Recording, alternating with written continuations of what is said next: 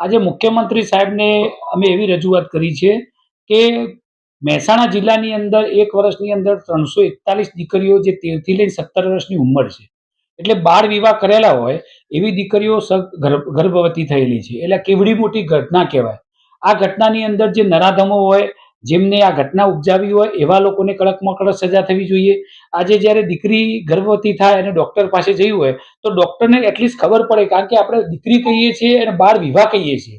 તો નાદાન દીકરી હોય ને એની ઉંમર નાની હોય તો એ ટાઈમે એ સગર્ભા હોય તો ડૉક્ટરને એટલીસ્ટ ખબર પડવી જોઈએ કે આની ઉંમર નાની છે, તો એને પણ ઉપરના અધિકારીઓ કે જો લાગતું વળગતું હોય તે તપાસ કરીને કહેવું જોઈએ. પણ એવું પણ કહેવામાં આવ્યું નથી.